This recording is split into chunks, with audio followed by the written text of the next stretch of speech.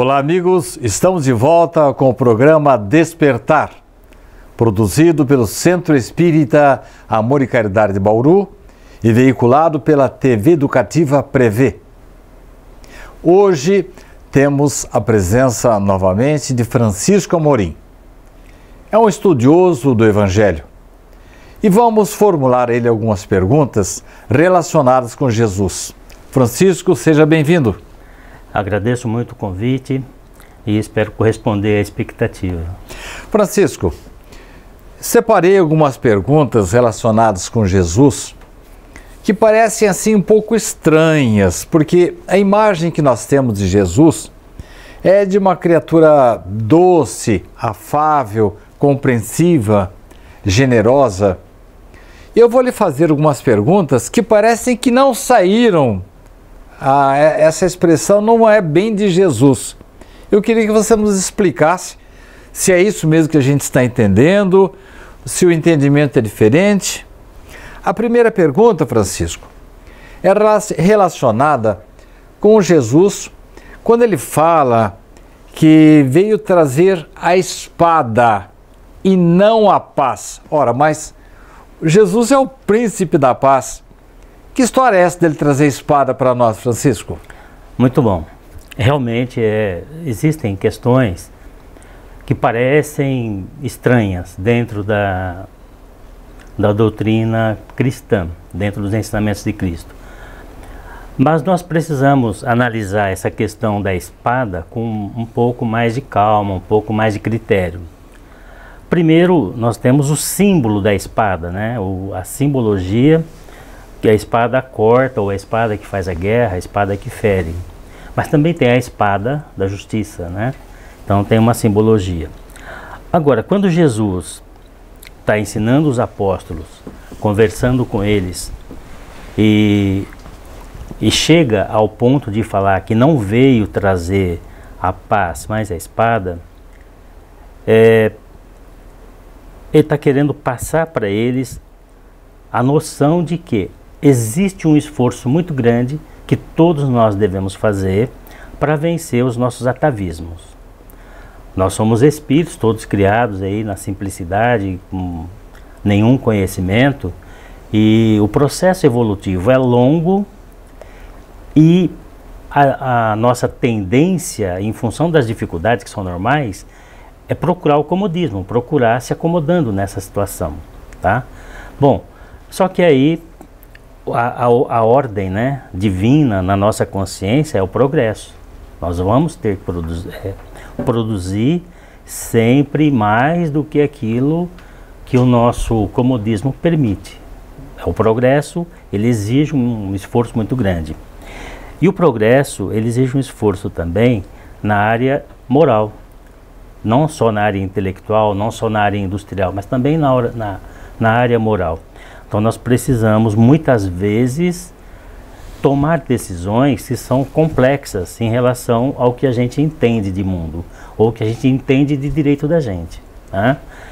Então, olha só, nós temos, por consequência do nosso desenvolvimento, nós temos o egoísmo, nós temos o orgulho, e nós temos outros sentimentos que derivam desses aí, ciúme, cobiça e todos os outros lá, né?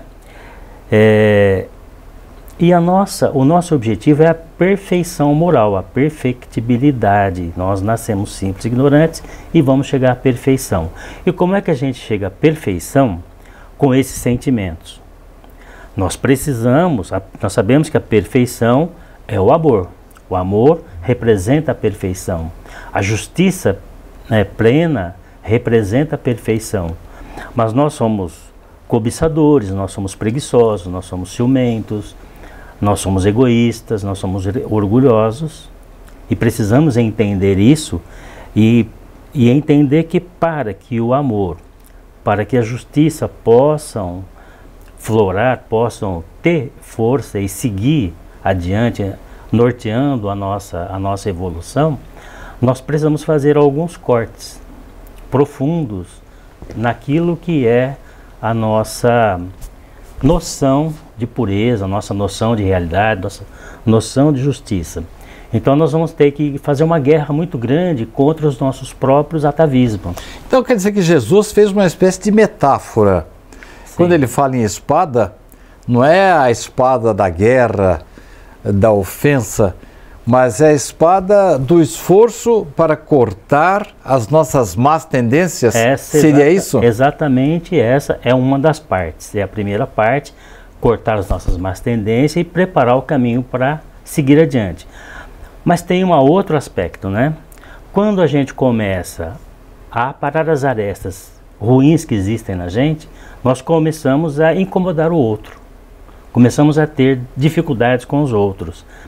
Então, por exemplo, no nosso caso, a gente se torna espírita, se outras pessoas da família não se tornam, parece que a gente se torna meio que um estranho dentro da família causa disso. Então, essas cisâneas... Começam a aparecer os atritos? Os atritos, então a espada vem também nesse sentido de guerra entre aquilo que é o antigo, aquilo que é o nosso pensamento antigo e aquilo que é o nosso pensamento novo, inclusive em relação ao meio onde a gente está. Quer dizer que o indivíduo, quando resolve seguir as propostas de Jesus, vai ter problemas.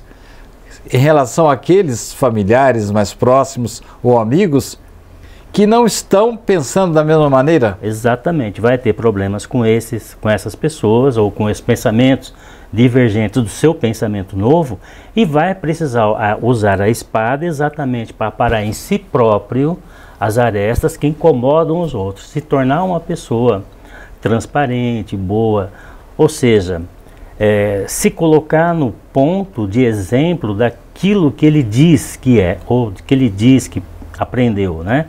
Colocar o aprendizado dele em termos de ação, de convivência, de harmonia, promover a paz verdadeira entre as pessoas. E isso custa muito, principalmente quando nós temos que cortar em nós o próprio orgulho. Então não é fácil você ser cristão, né, Francisco? Não é fácil começar a ser cristão, mas chega um ponto em que a gente entende que é preciso também ter tolerância, também ter benevolência, também perdoar aquelas dificuldades que outras pessoas têm em relação àquilo que eles pensam da gente. Porque nem sempre eles pensam certo, né?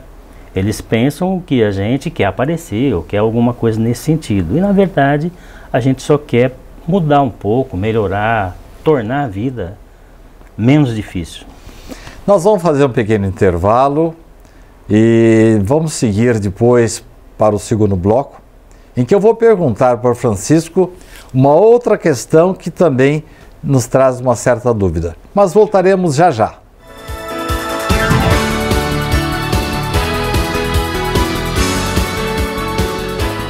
Você pode ajudar o SEAC de Bauru se cadastrando na campanha Nota Fiscal Paulista e indicando a nossa organização como beneficiária na doação automática. Com sua contribuição, nós recebemos o valor calculado em tributos fiscais e concorremos a sorteios mensais. Você também concorre a prêmios de até R$1 milhão e tudo com custo zero. Toda vez que você solicitar o CPF no ato da compra, a doação automática ocorrerá. Cadastre-se no programa Nota Fiscal Paulista pelo site ou, se preferir, baixe o aplicativo no seu celular.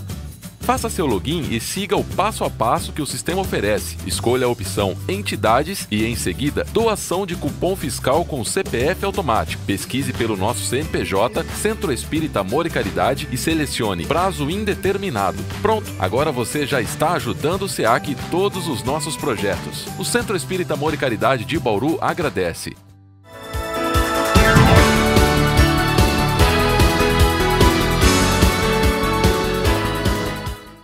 Estamos de volta para o programa Despertar de hoje, quando temos a presença de Francisco Amorim, um estudioso do Evangelho. Francisco, eu tenho agora uma outra questão. É uma dessas também que traz uma certa estranheza para nós quando lemos o Evangelho. Porque quando a gente pensa em Jesus, e agora estamos nos aproximando da comemoração do seu aniversário, numa suposta data, né, em que ele teria nascido,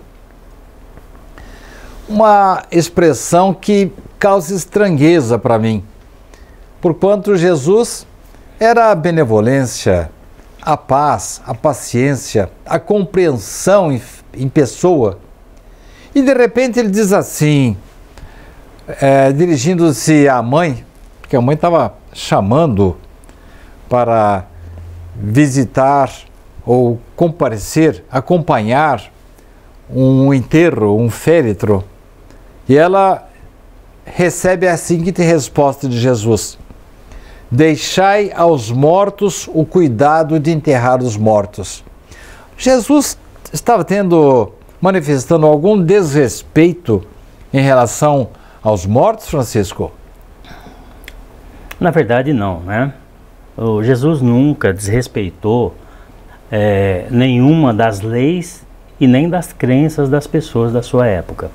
Inclusive, ele alerta logo no começo dos seus ensinamentos que não veio mudar a lei, veio dar cumprimento à lei.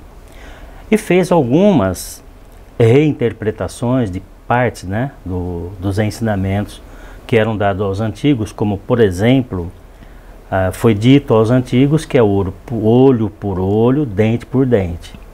E ele vem com a questão do perdão, amor aos inimigos, perdoar os inimigos.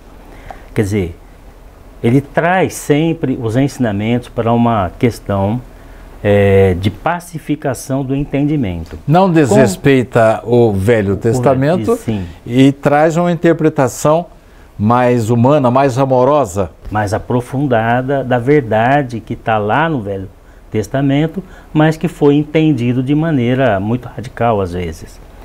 E dessa questão de deixar os mortos, enterrar seus mortos, aí tem um ensinamento implícito, bem profundo, que nós precisamos prestar atenção. A questão morte sempre foi uma coisa fantástica para as pessoas, uma coisa assombrosa, uma coisa sobrenatural. Para os antigos, muito antigos, lá no começo da evolução, poderia ser apenas uma coisa muito estranha, mas depois, com o conhecimento, com as leis que chegam, com os rudimentos, né,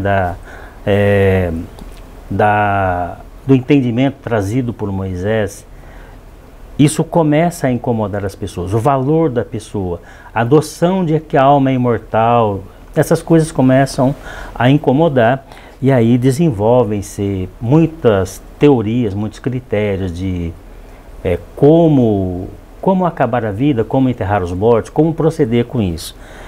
Então, essas crenças, elas levavam muitas pessoas a aqueles funerais longos que nunca acabavam, a lutos intermináveis. Até hoje a gente vê situação de pessoas que não se conformam com o que eles chamam de perda de um ente querido, porque não existe uma perda, né?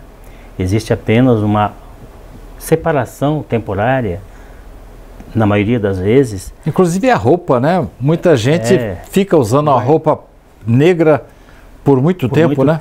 O luto é uma coisa normal, é natural, a gente não diz que está errado, não, é perfeito. Porque existe a saudade que é natural, existe a falta que é natural, existe um convívio com aquelas pessoas que é natural, e é importante que a gente respeite isso. Agora, não é interessante que a gente transforme isso em sofrimento. É preciso compreender que o espírito é imortal, a alma é imortal. Todas as religiões cristãs acreditam nisso.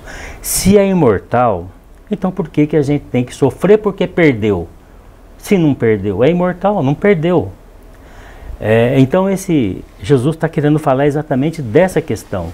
Olha, se a alma é imortal, nós não precisamos ficar com cerimoniais e lutos infindáveis por uma questão que não existe. Tá? Não existe uma perda. Existiu apenas uma separação. Ele diz, né? Eu vou ao Pai, mas eu volto. Trouxe Moisés lá no Monte Tabor, juntamente com Elias. Quer dizer, está mostrando que a situação ela é diferente do que a nossa imaginação forjou, né? Naquele período. E aí, ele diz isso, né? Que para acompanhá-lo, a gente poderia deixar qualquer coisa, inclusive os mortos. Deixa que os mortos enterrem os seus mortos. O que ele quer dizer com isso? As pessoas mortas para a espiritualidade que estão presas à materialidade, que estão presas aos atavismos, aos costumes que a própria sociedade criou, sem entender a imortalidade, sem entender a supremacia do Espírito, sem entender que somos divinos, essas pessoas estão mortas. Elas não compreendem essa realidade. Então, essas pessoas devem se preocupar com os restos mortais das outras pessoas. Agora, as pessoas que compreenderam isso, que já compreendem, que têm essa noção mais aberta de vida, de profundidade da vida, de importância da vida, e principalmente que o espírito ele continua vivo, a alma continua viva e consciente, onde quer que ela esteja, às vezes está perto, às vezes está longe, ela precisa sim ser respeitada, precisa ser entendida como parte da nossa vida, né? E não como uma coisa a ser lamentada, deixada, uma coisa a ser lamentada. Um evento, né? É uma realidade a ser respeitado, amado, considerado. Então, quando nós saímos para pregar o Evangelho, que era a condição que ele impunha para essa pessoa, né? Sair para pregar o Evangelho implica em reconhecer que a alma imortal, que também já desencarnou, que continua viva, também precisa desse Evangelho, desse respeito. Vamos ver se eu entendi então, Francisco. Jesus não desrespeita os mortos, não desrespeita os rituais, mas, pelo que eu estou entendendo, ele enaltece a vida além da morte. Não se deve dar tanta atenção aos funerais, considerando que o espírito sobrevive, que a vida verdadeira é além dessa. Seria isso? A vida verdadeira, ela é inteira, né? Ela é integral, tanto quando está encarnado quanto está desencarnado. É uma vida só, é uma existência só. Sim, nós temos que ter muito respeito pela pessoa na hora que ela encerra a sua missão aqui na Terra, desencarnou, morreu, como se considera, e a gente tem que respeitar isso e tem que dar a atenção que isso exige. Hoje, por exemplo, numa cidade como a nossa aqui, no costume como o nosso, em 24 horas se resolve o problema. Mas em épocas mais remotas, isso poderia levar semanas, meses. A gente viu agora há pouco tempo o funeral da rainha, que levou mais de uma semana. Então era a respeito disso que ele falava. Para que ficar assoberbado com questões que não são importantes? Para que manter uma pessoa que já desencarnou, que já começou uma outra fase da vida, em evidência aqui, às vezes sofrendo muito mais do que o que precisava, só porque as pessoas estão desesperadas, chorosas e não querem se apartar, ou tem um ritual que tem que ser mantido. Então a vida tem que continuar, né? A vida continua, a vida permanece. Então esse tipo de comportamento é que ele desaconselhava. Nós não precisamos ficar presos nessas questões. Precisamos valorizar a vida, o segmento da vida. A continuidade da vida. Nós vamos fazer mais um intervalo, vamos trazer um apoio cultural e vamos partir para a última parte do programa de hoje. Retornaremos já já.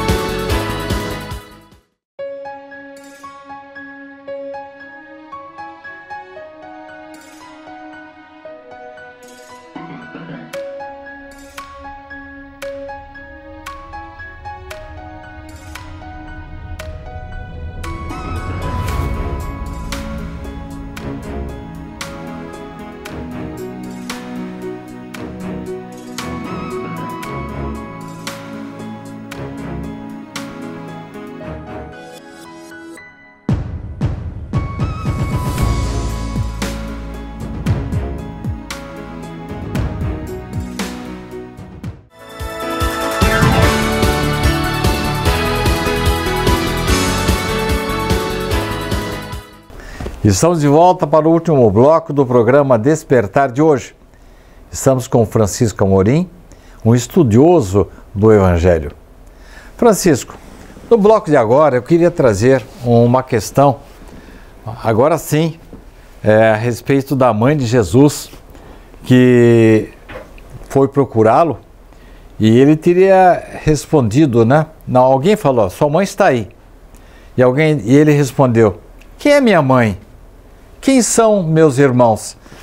Havia algum desrespeito de Jesus em relação à mãe e os irmãos dele? Absolutamente não, né? Na verdade, Jesus disse em outras ocasiões a respeito de família, ele disse outras frases, né? Que dá essa impressão de que ele não considerava família. Mas aí nós temos que, primeiro, falar, quem não odeia pai e mãe não é digno de me seguir, por exemplo. Ele teria dito isso numa das ocasiões. São frases fortes, são frases, né? Que causam estranheza, né? Só que quando a gente vê isso, os exegetas têm analisado isso da seguinte maneira.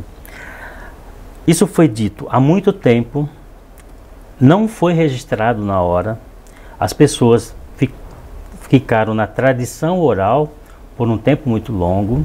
Depois de 40, 30, 50, 60 anos, é que essas questões foram registradas, às vezes até por outras pessoas que nem tiveram convivência com Jesus. Nem conviveram e nem ouviram falar só, né? Então, nessa tradição oral, pode ter acontecido variações daquilo que ele realmente falou. Questão de tradução também, né? Tem as questões das traduções também, da dificuldade de trazer de uma língua que já hoje nem é falada, como o aramaico, e os evangelhos foram escritos em grego, em latim, né?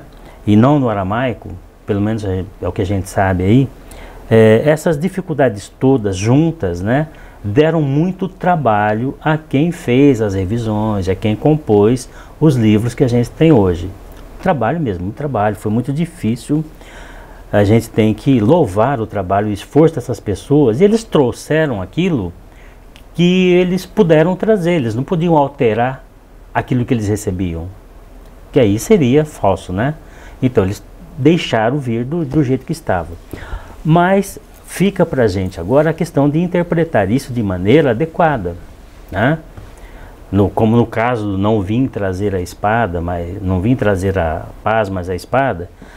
Quem não odeia pai e mãe não é digno de me seguir, por exemplo. Quem é minha mãe, quem são meus irmãos. Então, o ensinamento que vem aí, ele também é abrangente e também é bastante significativo. E tem várias explicações, porque são vários tópicos, né, que consta no Evangelho segundo o Espiritismo como moral estranha, né, várias seleções.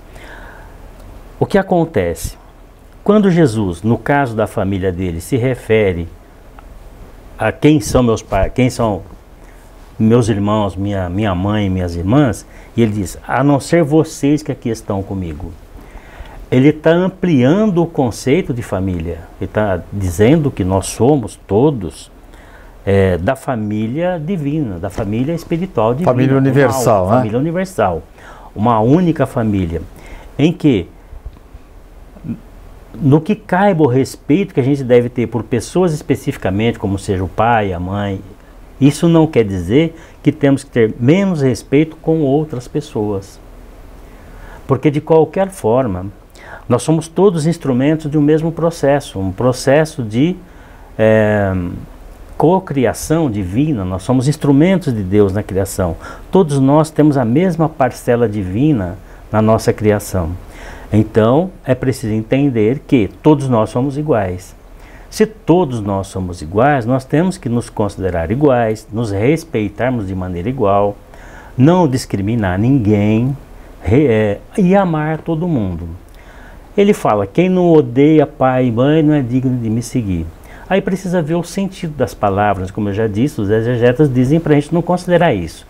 Considerar que, se a gente dá mais atenção a pai e mãe, por exemplo, a gente tem aquela noção de que meu pai, noção de possessividade, eu tenho noção de minha mãe, meu pai, minha esposa, meu filho, isso é possessividade. Isso diferencia a relação de amor que eu tenho com essas pessoas da relação de amor que eu tenho com as demais pessoas, tá? Então, ele estava dizendo assim, quem não odeia, quer dizer, quem ama menos as minhas pessoas, a mim, do que ao seu pai ou a sua mãe, Ou seja, quem odeia seu pai e sua mãe, ou quem ama menos a mim do que ao seu pai e a sua mãe, não é digno de me seguir.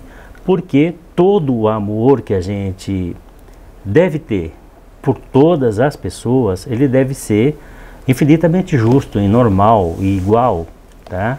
Não cabe diferenciação nesse sentido. Mas, Francisco, não é normal que a gente tenha um afeto maior para as pessoas com quem a gente convive? Perfeito. Esse afeto, inclusive, ele tem uma função, né, primordial dentro da evolução humana, que é justamente a questão do desenvolvimento da relação de amor e de perdão. Nós sabemos, né, pelos ensinamentos dos espíritos, que muitas vezes a harmonização de inimigos muito difíceis de acontecer em uma situação normal, num processo reencarnatório, ele acontece nessa condição em que um inimigo vem como filho do outro, ou como pai do outro, ou irmão de outro, dentro de uma relação consanguínea, para desenvolver essa afetividade e acontecer dentro desse processo o perdão. Quer dizer, Deus, ele previu todas as possíveis alternativas para que a gente chegasse aonde ele precisa que a gente chegue, que é ao amor universal, a justiça universal, o respeito universal uns pelos outros, sem nenhuma dessas discriminações e condenações que existem atualmente, né? As pessoas costumam não dar muita atenção a isso, achar que isso é bobagem. Mas o processo de desencarnação e o processo de reencarnação vão ajustando aos poucos, ao longo do tempo, as pessoas vão chegar lá, todos vão chegar lá. Só para encerrar, estamos no final do programa, quero dizer então que Deus se aproveita desse amor grande que temos em relação aos mais próximos para ajustar essas eventuais diferenças. Exatamente. Muito bem. Uma relação de amor entre mãe e filho, ela é verdadeira. Então ali acontece o perdão, mesmo que esse filho tenha sido um seu algoz no passado. Francisco, nós ficaríamos aqui com você mais tempo, mas nosso tempo acabou. Agradeço a sua presença. Muito obrigado pela sua atenção. Voltaremos na próxima semana com mais um programa Despertar.